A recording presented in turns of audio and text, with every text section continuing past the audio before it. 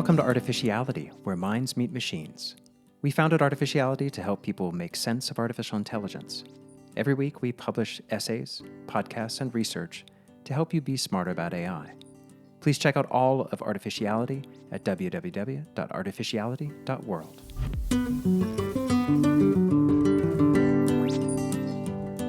We're excited to welcome to the podcast Karaitiana Taiuru. Dr. Taiuru is a leading authority and a highly accomplished visionary Māori technology ethicist specializing in Māori rights in AI, Māori data sovereignty and governance with emerging digital technologies and biological sciences.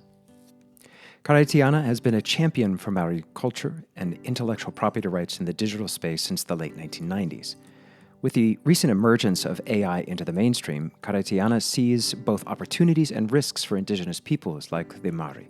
He believes AI can either be a tool for further colonization and cultural appropriation, or it can be harnessed to empower and revitalize Indigenous languages, knowledge, and communities. In our conversation, Karaitiana shares his vision for incorporating Māori culture, values, and knowledge into the development of AI technologies in a way that respects data sovereignty. We explore the importance of Māori representation in the tech sector, the role of AI in language and cultural preservation, and how Indigenous peoples around the world can collaborate to shape the future of AI. Karaitiana offers a truly unique and thought-provoking perspective that I believe is crucial as we grapple with the societal implications of artificial intelligence.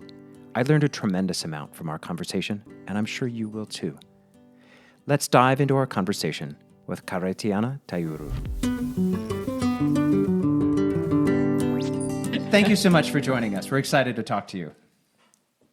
Oh, thank you, and likewise, and it's my pleasure to be here. Thank you. Why don't you start off by telling us what inspired you to focus your research on the intersection of AI and Māori perspectives, and how do you see this work contributing to, say, the broader discourse on Indigenous rights and technology?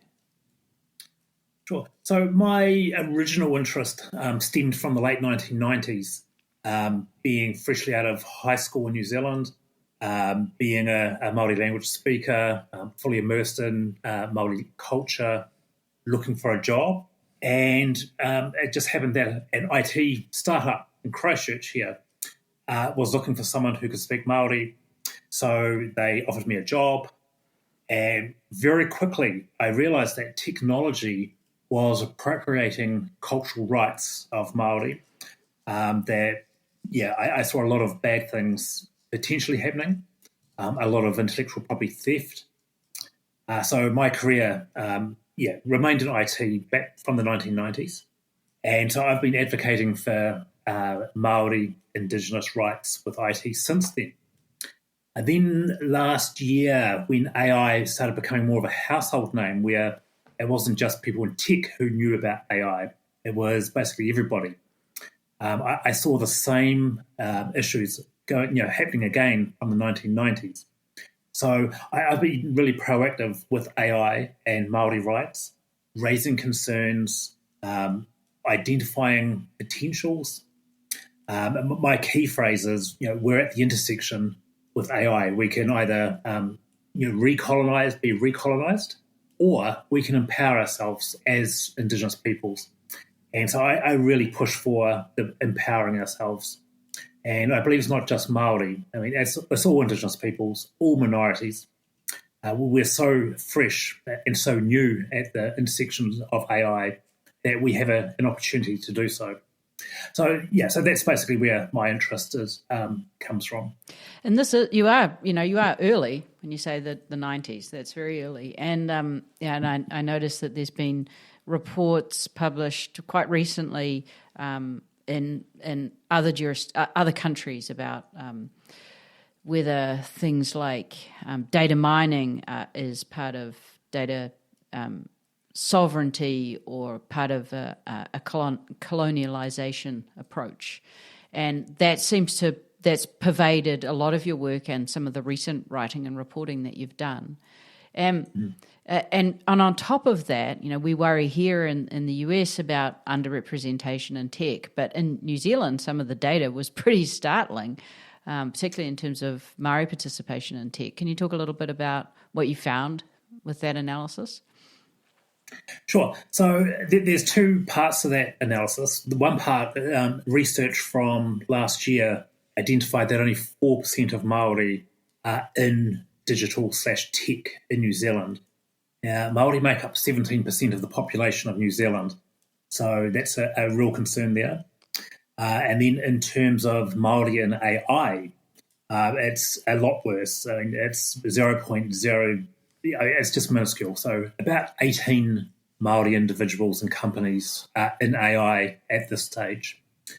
The majority of those people, they work in the universities as academic researchers, as developers.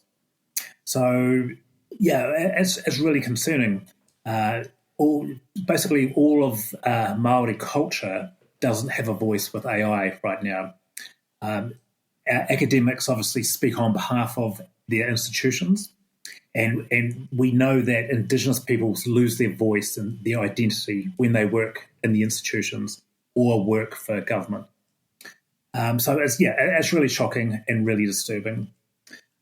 Also, because we have a number of government consultations occurring right now, asking for feedback from the community about AI.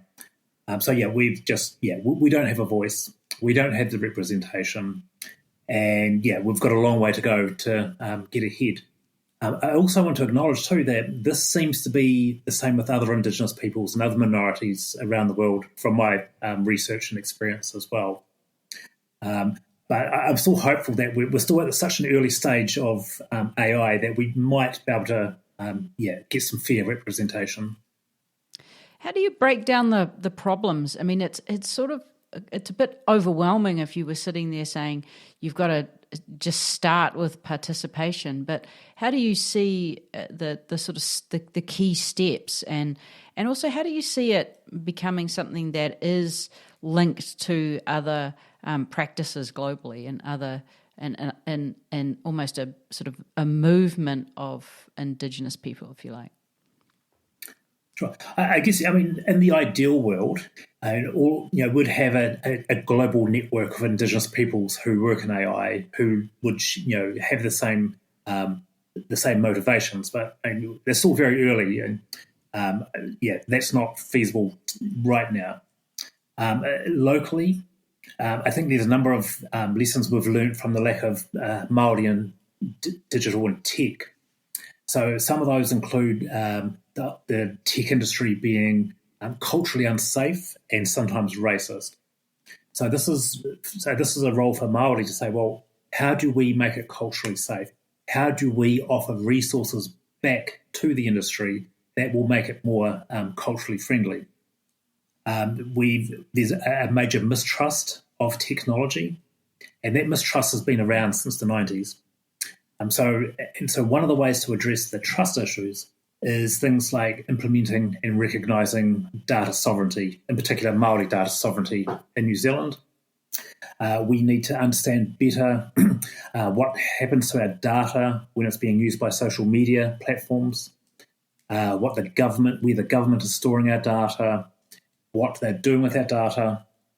And then I guess another opportunity is to go to the communities, for AI startups to go to the communities, in particular Māori communities, and say, look, we've got this technology.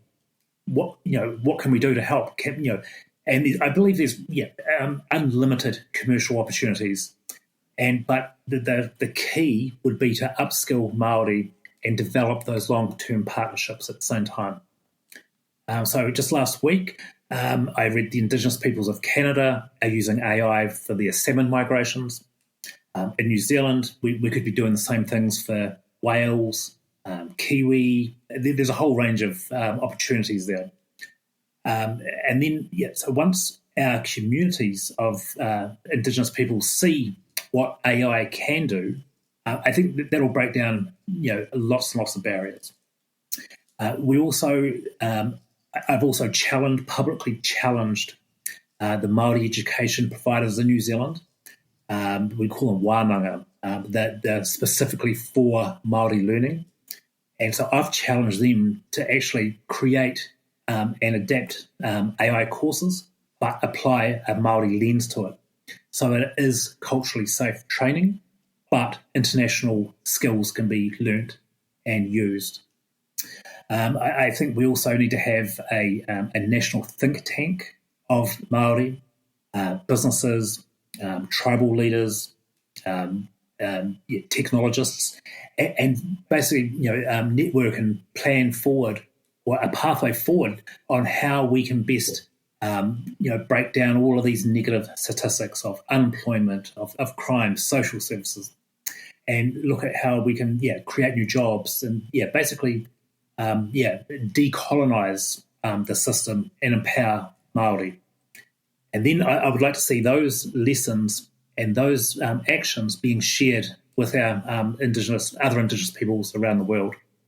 And perhaps we can have a global framework that we can go forward with. Can you help us? Can you describe a bit about what might be possible in AI to help preserve, enhance, allow people to explore Māori culture? Right? There's clearly one aspect that's easy for people to understand who are not part of an Indigenous community, which is language, and that's obviously an interesting part of it. But can you explain a bit about what that might mean beyond language? What else in the culture would you aspire to have be embedded in some of these technologies? Sure. So again, I think the potential is unlimited there. We have knowledge experts in all sorts of areas of our culture, whether it's performing arts, music, carving, art. And I believe that AI has an important part to play in all of those aspects. But the key would be to engage the tech community with those specific experts and identify how AI can be used. I think something that would be beneficial to Māori as Indigenous peoples is we've lost significant parts of our culture due to colonization, due to urbanisation. And I believe that AI can be used to fix those gaps or identify potential solutions for those missing gaps, whether that is unknown songs of unknown authors or unknown districts. The potential I think it's quite big there.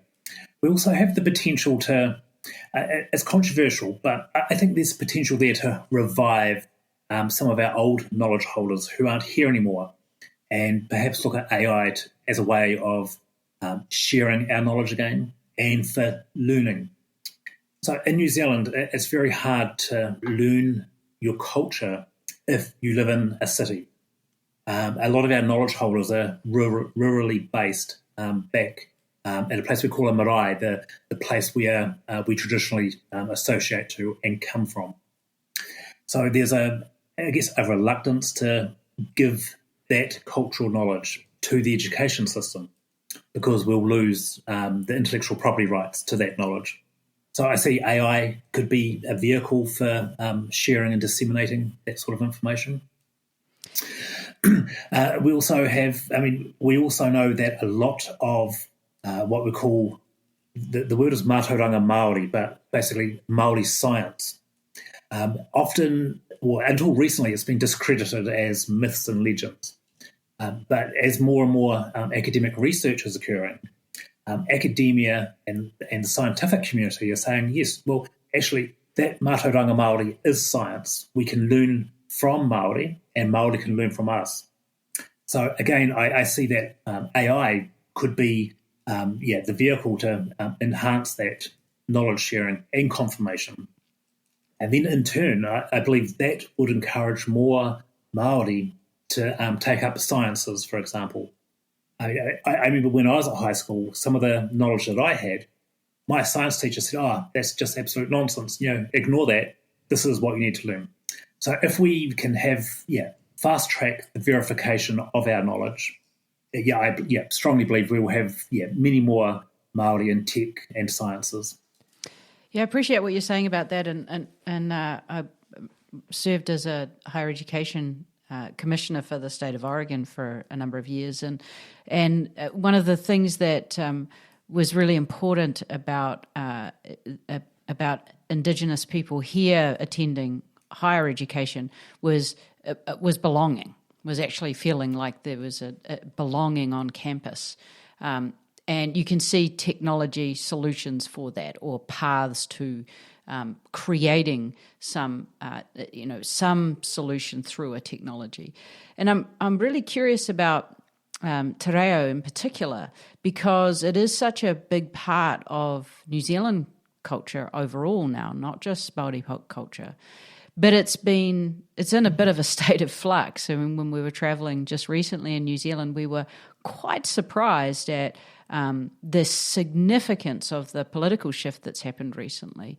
And how do you see, and as you live through that, and as you live through what is quite a significant sort of change to sort of almost the social fabric that's just happened, and it feels quite disruptive, what's the role of what you're doing and the role of technology in almost being able to preserve / smooth that kind of process and be more robust to some of these real life changes? You're able to sort of not just preserve, but create some sort of continuity through this technology, as long as the data sovereignty situation is sort of stable, is how I'm sort of thinking about it. Yeah. How do you see the last 6 months? It's been pretty significant change.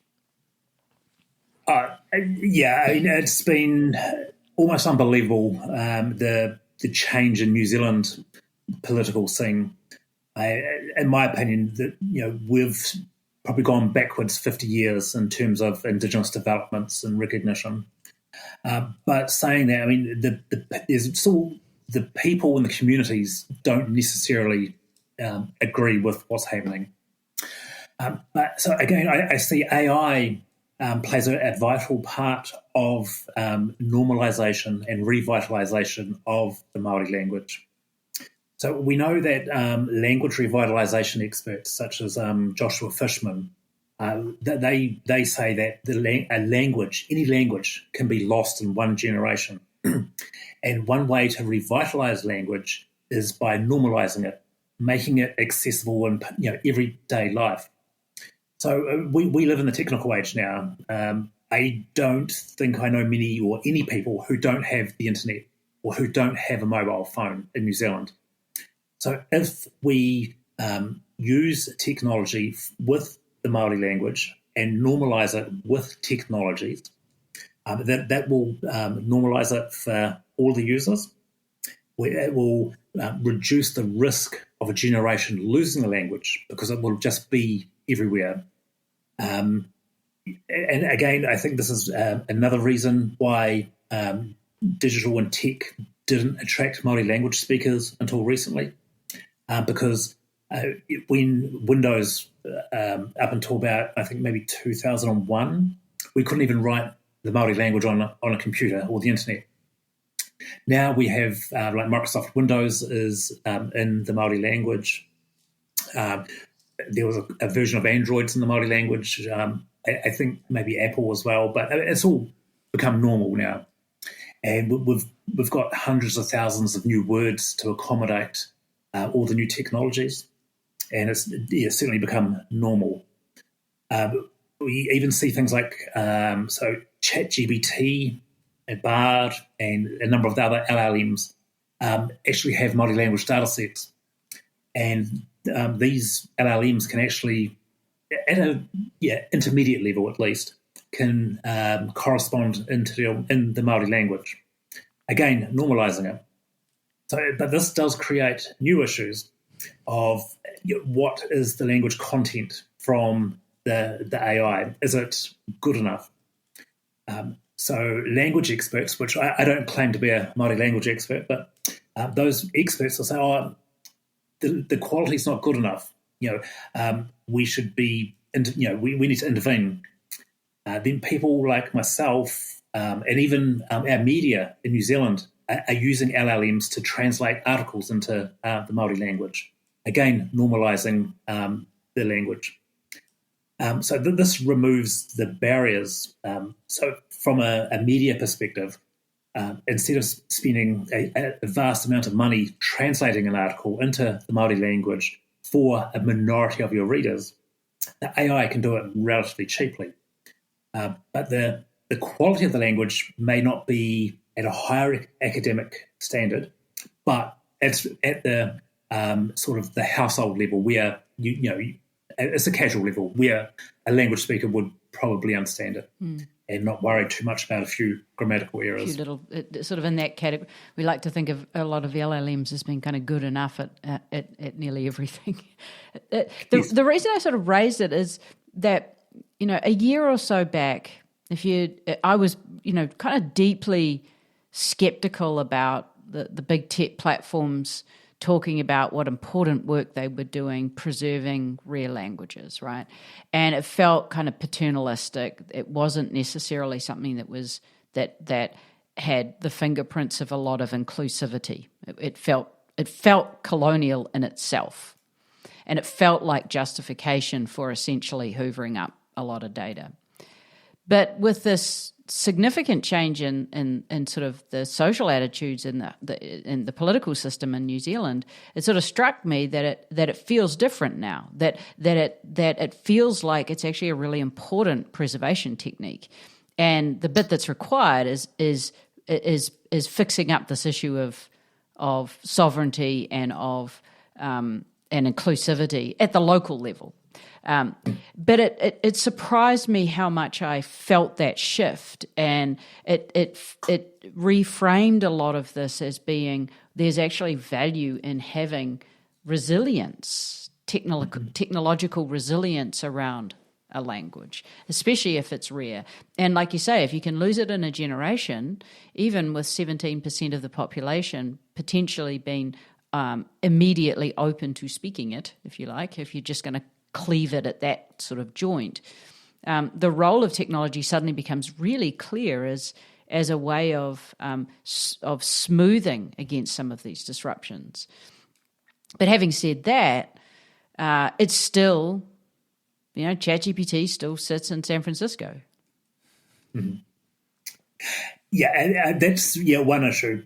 For me, I mean, I've seen the language revitalization movement occur. And so for me, it's a sacrifice which I'm willing to make. I'm obviously a very strong advocate of Māori/Indigenous data sovereignty. In terms of the Māori language, I think, if it's in San Francisco, if it's anywhere in the world, to me, I'm not worried. There's a number of reasons for this. Again, no one person or one group owns the Māori language. It's there for everybody to use. My grandparents' generation, actually fought for revitalization in a time when they were at school and spoke Māori. They were literally physically punished, usually with a cane or a strap.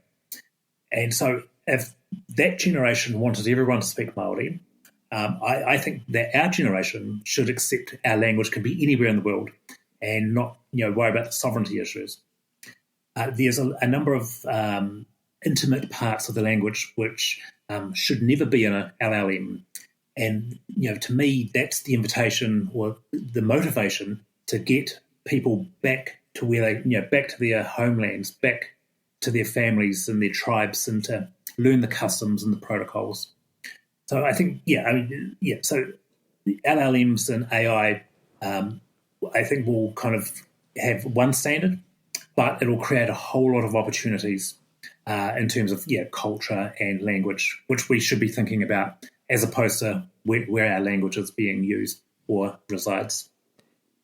If I could sort of step back or to a slightly higher level, I think what you're working on to me really tackles one of the larger, more fundamental challenges of generative AI, which is that we're building a small number of grand models right now, these huge foundation models, which are underlying lots and lots of applications.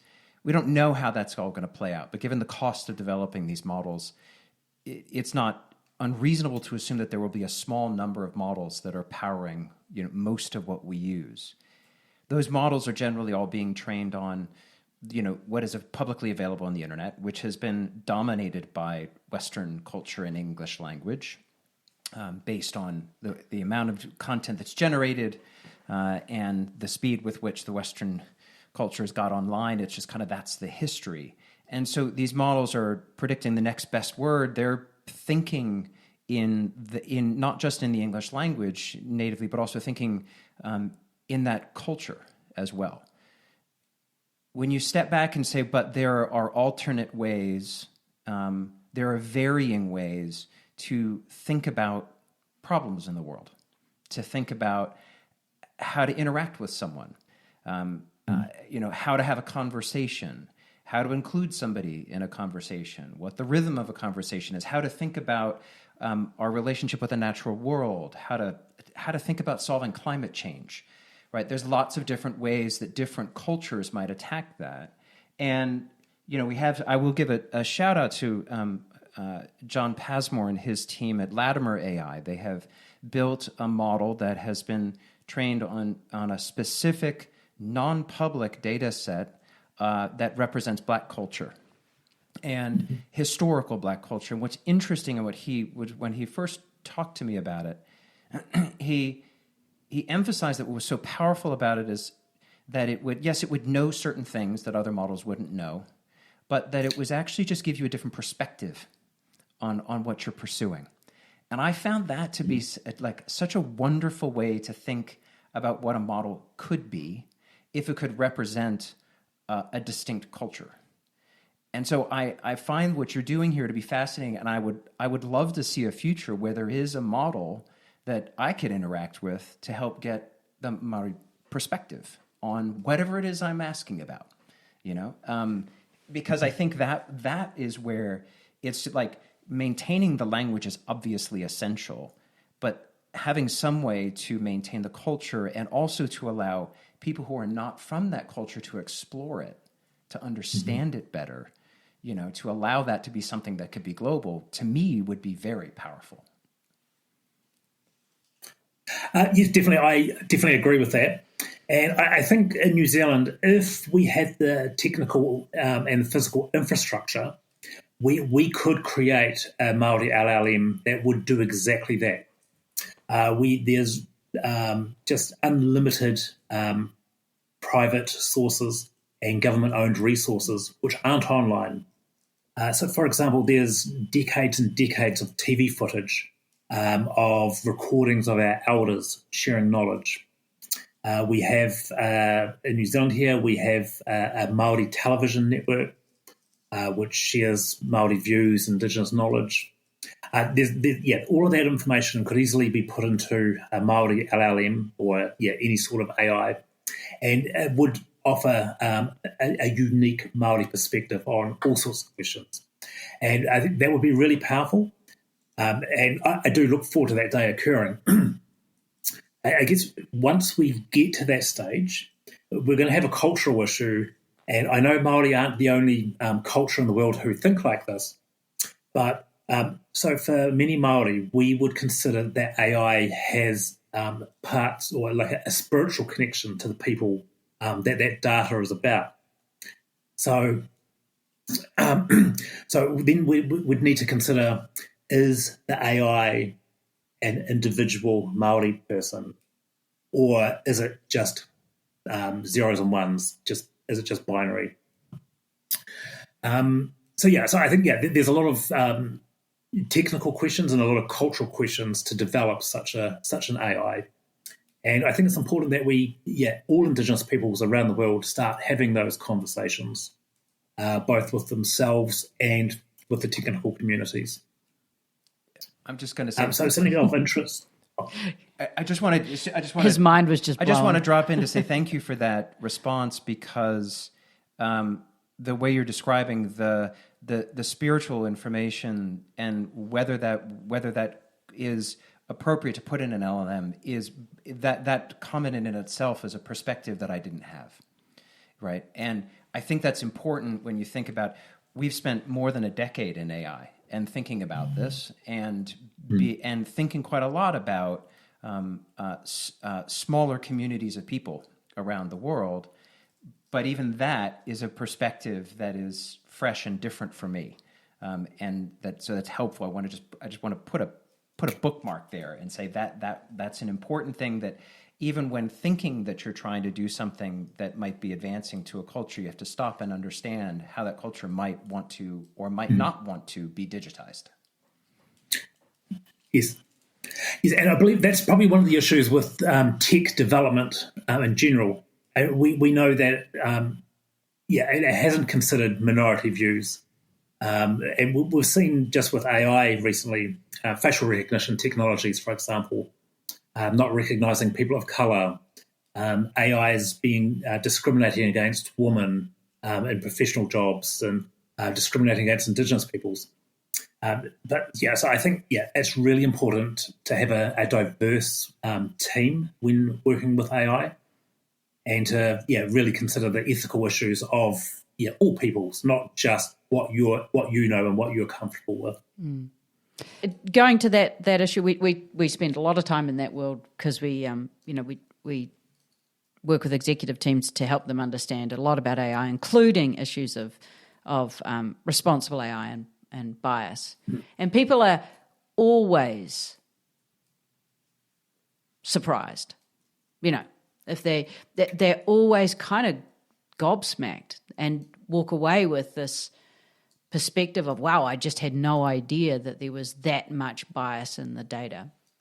And there's been a lot of work done. I mean, obviously, Gender Shades and Joy's work, which I know you reference as well. Has anyone done similar kind of work on the data sets that are specific to New Zealand to understand what the data...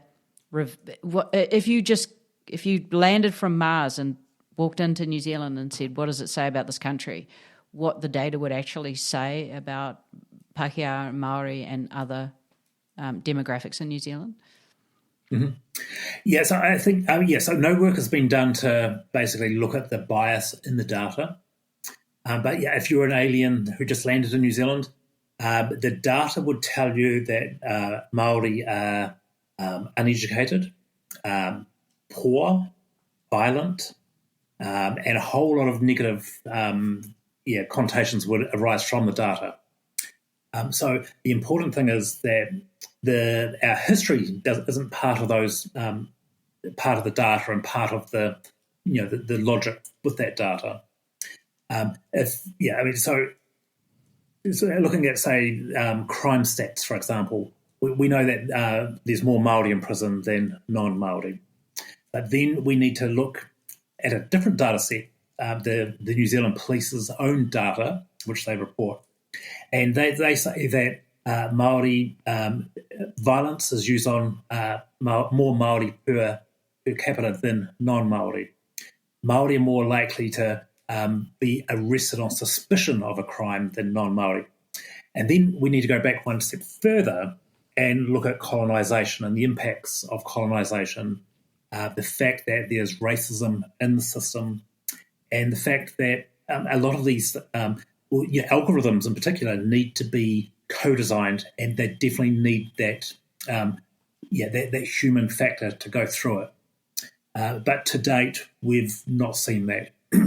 The algorithms that are in place are very Eurocentric and don't consider Māori culture. So just one example which I read in the media is an algorithm that decides if a person is likely to be a criminal offender later on in life. So some of the parts in the algorithm talk about coming from a home with more than one generation, leaving school early, not speaking English, a whole lot of other things. But then if you flip it around, Māori typically live in intergenerational homes. We are a wider family. So it's not unusual to have your grandparents live in the house with you. It's not unusual to live with extended family. It's not unusual to leave school early to be a community member in your community. And it's also increasingly not uncommon for Māori to be first language speakers of Te Reo Māori, and their social life and their home life is only in Te Reo Māori, so their English is not as good as it could be.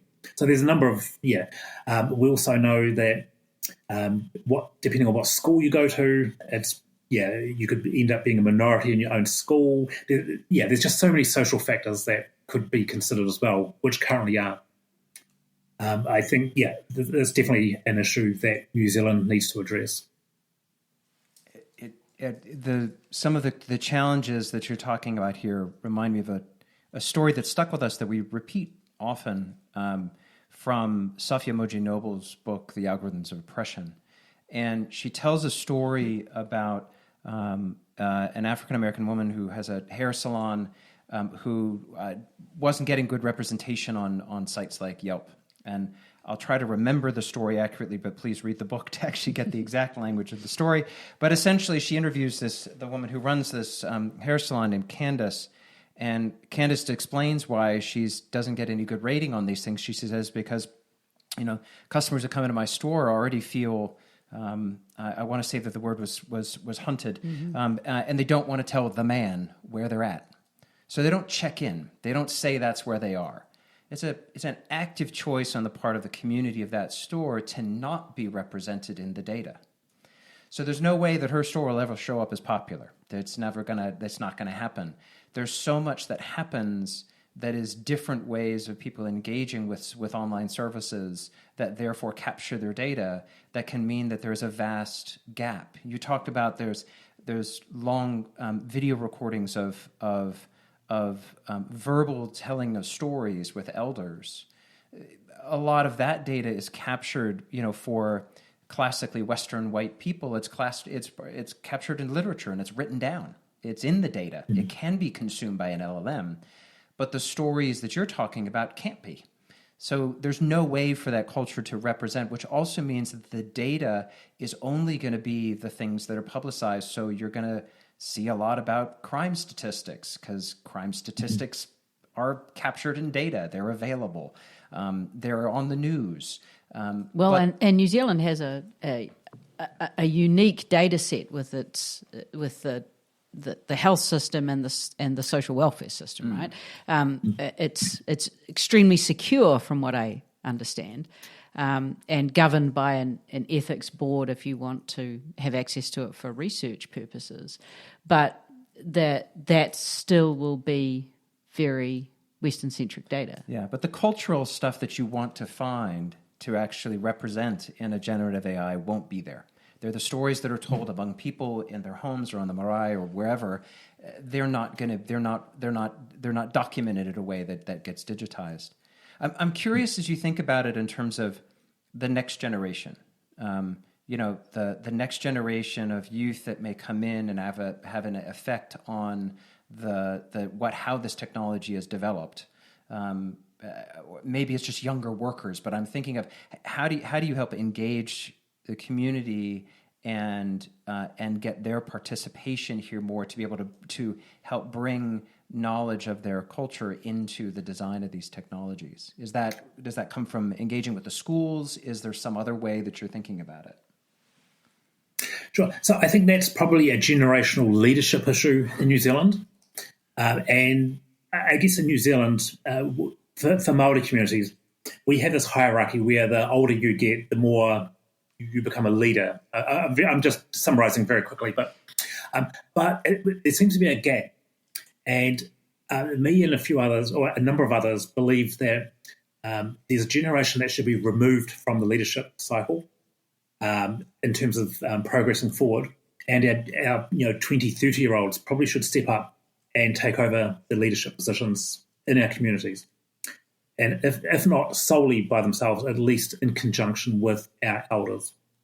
Now, this is a huge fundamental shift in terms of our cultural knowledge and our perspectives. But I believe this is the only way we can actually fully embrace technology and AI.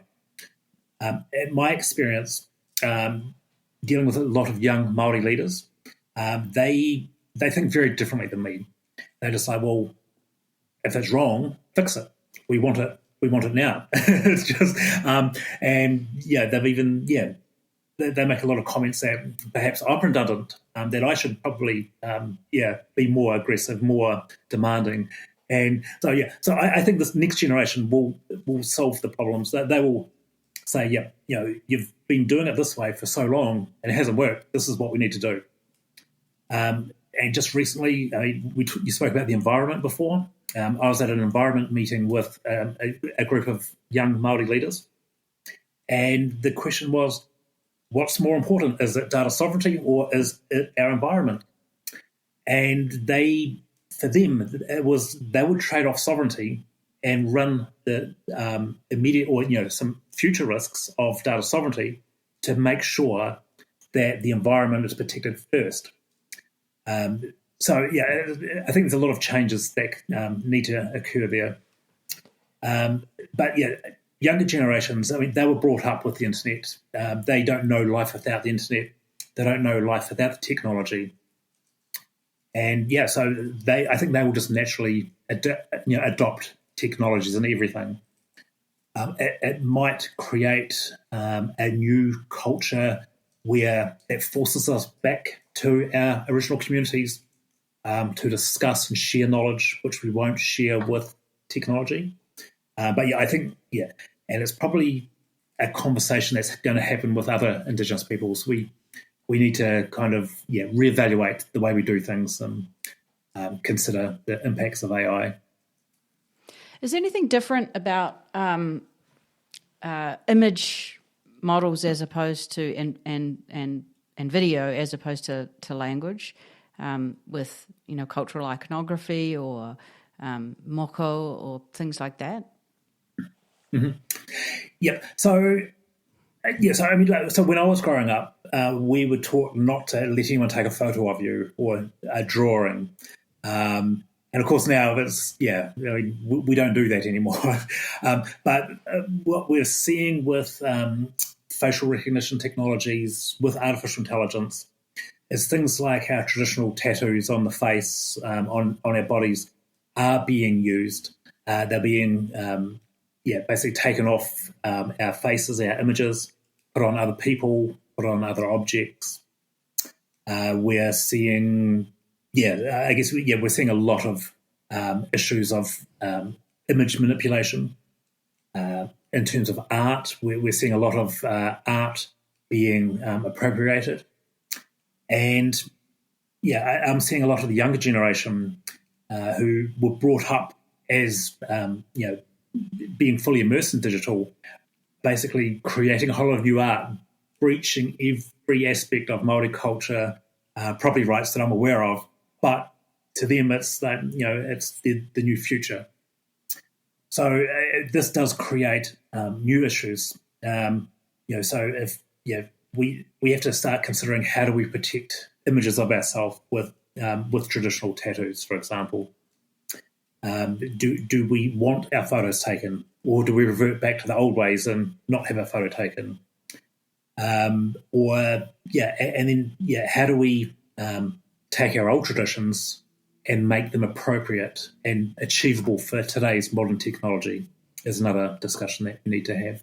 Yeah, some of the image stuff is particularly jarring, and I'm not speaking anything particularly about, because I haven't actually seen anything particularly to do with Māori imagery, but even just that recent Google image generation of the Founding Fathers was kind of jarring, and I can't quite figure out why. It's almost like it's operating at multiple different levels. It's inaccurate to the historical context of the time, and it also feels like it's appropriating something from modern day times to put.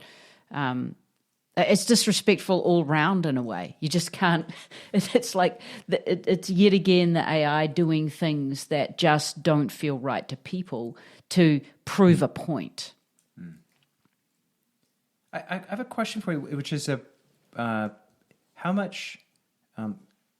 I guess I'd ask it this way: is how much commonality or differences do you find in your interactions with other Indigenous peoples thinking about these same topics? Are there some things that are common? Are there things that are different? How can you help me understand that? Yeah, sure. So my experience is that it's more common than not common.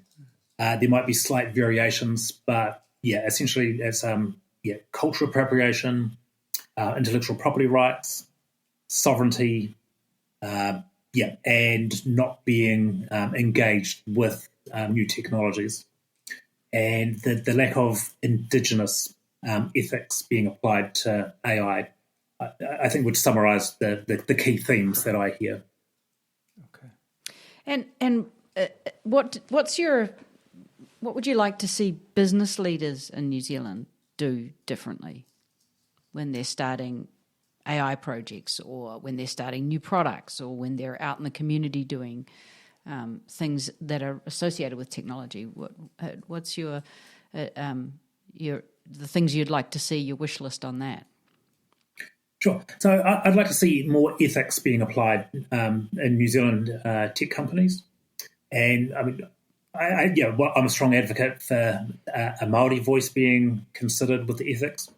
I also believe that it should be Pacifica, a woman. It needs to be a good cross-section that represents the New Zealand community, applying those ethics. Engaging people with life experience, I think, is really important, especially prompt engineers. But just basically making sure that the AI is not going to hurt people. And I think we're seeing that coming out with the just recently with the United Nations statement on the use of AI, the White House. I think there's a number of countries around the world who are kind of saying, the same things, do no harm, be respectful, etc., etc. And while New Zealand isn't a part of any of those international agreements or guidelines, I think in New Zealand, we're small enough, we can just take the lead and just do it ourselves, and use those international instruments or documents as a guideline. Thank you so much for taking the time to talk with us. And personally, for me, thank you for allowing me to ask some naive questions and stumble my way through them at times. I think that as listeners understand, we try to stick ourselves out there, and by asking the naive questions, sometimes you learn a little bit more than if you protect yourself. But this is definitely an area that I'm finding very fascinating, but one that I find I'm very early on my own personal learning journey. So thank you so much, because I think that it's been very helpful. Well, thank you. Yeah, my pleasure. Thank you.